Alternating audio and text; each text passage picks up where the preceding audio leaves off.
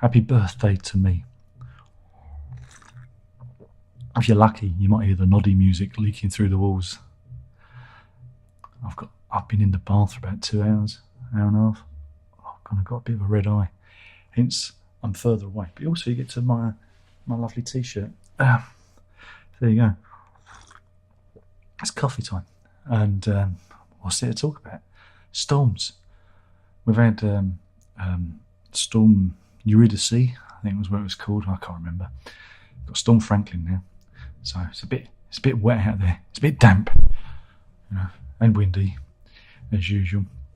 But we're heading towards life without COVID. Living with COVID is the new scheme that Boris is going to be introducing. But the meeting to sign off the plan was axed minutes before it's due to start, amid alarms about ending free testing. And yeah, this is a thing. They're going to do all this stuff, but they're getting rid of the free, I guess it's the free lateral flow tests, which kind of defeats the point of trying to live with it, because how will you know if you've got it if you haven't got access to free tests? And I think these tests I imagine they probably cost about 7 to 10 quid in the real world. So yeah, I think they've kind of dropped the ball on that one. Yeah, it's expensive, but then it is a public health issue. So that's an interesting one. Though this morning it was quite interesting on Twitter, because everyone was losing their marbles because the Joe Rogan podcast had disappeared off Spotify, and people were tweeting that they were going to cancel their Spotify accounts and deleting Spotify from their mobiles, only for the podcast to reappear about half an hour later because it was a technical glitch.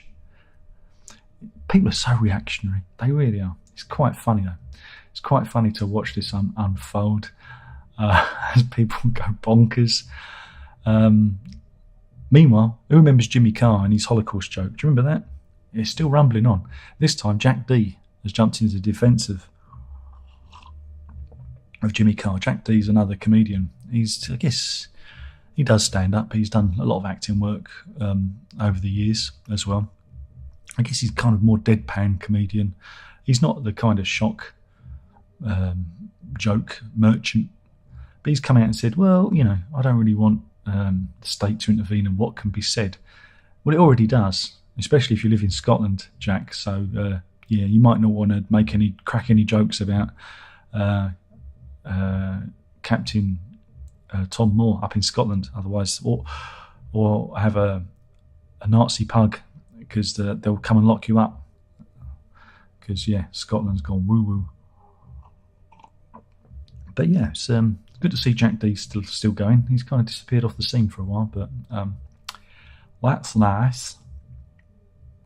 This is the story of Rajpal and Kawal Randhawa, and they were married in a registry office in Berkshire in 1978, but they separated in 2009. But Mrs. Randhawa was completely unaware that she'd been divorced for 12 years because her husband, or ex-husband, had faked her signature on divorce papers. That's a good one, isn't it? There you go. I think he might be in a lot of trouble now. Meanwhile, the new Amazon Lord of the Rings spin-off, Rings of Power, is angered fans. They're not really fans if they're angry about this. Yeah, the $1 billion series has kind of fired because they've cast, well, people of colour, different ethnicities as dwarves and elves, and apparently you can't have black elves and black dwarves in Lord of the Rings. Whatever, they're dwarves and elves. Why not? I think Lenny Henry's going to be in it. Sir Lenny of Henry is in the show, and I like Lenny Henry. He's a good one. And I read an interview, he said they're doing it like they're different tribes of I think he's playing a dwarf from a dwarf tribe, and he said, and that's how they're doing it. They're going to be different tribes. He said, but it's really interesting what they've done. And I think, well, let's see it first before we cast criticisms. Let's be a bit modern. We can't all be reactionaries, can we? No, okay. But really, again, if Lenny Henry's, he must be a good 6'2". He's putting dwarves out of a job, isn't he? Really, not. He ain't thought about it. So that's the people who should be upset. Meanwhile, Russia's still kind of hovering around the Ukraine border.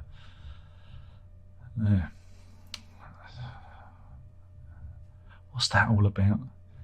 I mean, if Putin really is having a midlife crisis, I mean, he's taking his time about it. But yeah, that's a funny one. So, in the comments, do you think Putin's going to invade Ukraine, or do you think he's going to he's just playing with his tanks?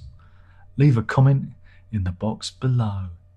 Meanwhile, in Peckham, neighbourhood of Only Fools and Horses, it was probably Nelson Mandela Estate where this happened. Neighbours had complained of a foul smell for more than 2 years. I mean, crikey, it's nearly come up to 3 years if you do the math. October 2019, they started to notice a foul smell in the building, and they noticed all this mail in the resident's postbox. You know where I'm going with it, aren't you? Yeah, the person inside, a 61-year-old woman, had died, and she was basically, her skeletal remains were left. But it took them nearly 2.5 years to react to this, because just the smell alone should have, got a welfare check out. Yeah, it's sad, isn't it, really, that you can just die and nobody gives a damn about you, even though your mailbox is overflowing. So yeah, bit of an odd one, that. Where are we? There was another one. In Australia, they finally opened their border after nearly 2 years, and so there've been emotional scenes where, well, I guess it must be Australians and Britons who are going over to see their families for the first time. Hooray! Hooray! It won't be COVID that'll kill you in Australia. It'll be a killer spider or a koala with chlamydia or something like that. So, watch out. Meanwhile, it's reported that Sir Paul of McCartney, is going to be headlining Glastonbury when it returns. I guess it must be returning this year then, mustn't it? So yeah, they reckon he's going to be headlining the show, and he's going to be the oldest headliner ever. It's 79 years old. That's not bad going, isn't it? That's pretty good if you like the old man. I wonder if he'll do any Beatles songs. I hope he does. Yellow Submarine. Oh, he'll be 80 actually when he does Glastonbury. So that's even older, isn't it? Right? So blimey, that's knocking on a bit. Right, here we go. This is our stupid story of the day. This is the story of Ryan Dubbs. And he lives in Toronto, right? And he doesn't like the taste of tap water. So he spends 2,000 Canadian dollars, I guess it must be, on bottled water. Yeah. There he is. He's an idiot. That's an awful lot of water, isn't it? Just an awful lot of water to be getting through. But I guess he's got to spend his money on something, I guess. But yeah.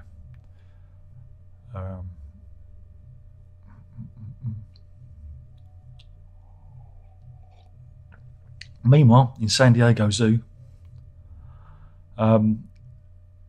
visitors were astounded